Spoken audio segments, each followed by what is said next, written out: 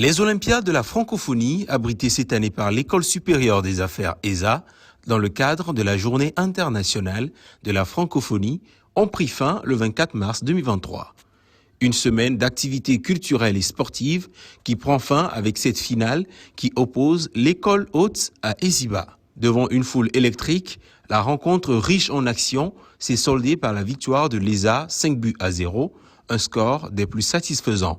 Nous avons été champions universitaires à Lomé, en basket, en volleyball, en football masculin et féminin et en handball aussi. Donc vraiment le sport à ESA, c'est une réalité et nous avons même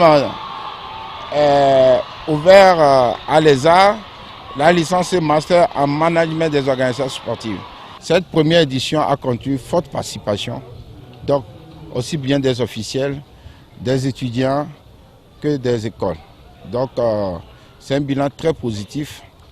L'essentiel, c'était de célébrer la langue française, qui est un vecteur de communication. Les activités qui ont meublé cette manifestation de l'Agence universitaire de la francophonie et ses collaborateurs ont vraisemblablement atteint leurs objectifs. Journée de la francophonie, certes, mais pas que la langue française. D'autres domaines créatifs ont été également abordés au cours de cette manifestation. De mettre en valeur tout ce que la francophonie a comme créativité. Donc, dans le domaine artistique, mais également sur le domaine numérique. Donc, nous avons beaucoup d'artistes en francophonie, mais surtout donc, beaucoup d'éléments numériques en ligne à découvrir. Bien, il est vrai que ce que nous sommes en train de célébrer, c'est la francophonie. Et donc, qui dit francophonie voit en premier lieu la langue française. Mais aujourd'hui, ceux qui sont à la paille savent que la francophonie, ce n'est pas seulement la langue.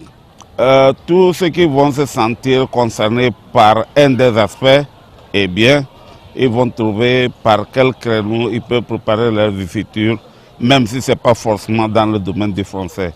Et n'oubliez pas, le français est à la base de tout. Nous sommes francophones et donc notre langue de base, c'est le français. Donc tout ce que nous allons faire, c'est en français. Cette collaboration entre les institutions membres de l'AUF marque le début d'un long chemin entre les acteurs avec pour objectif l'épanouissement des jeunes. Ces derniers partageant une chose commune, la langue française.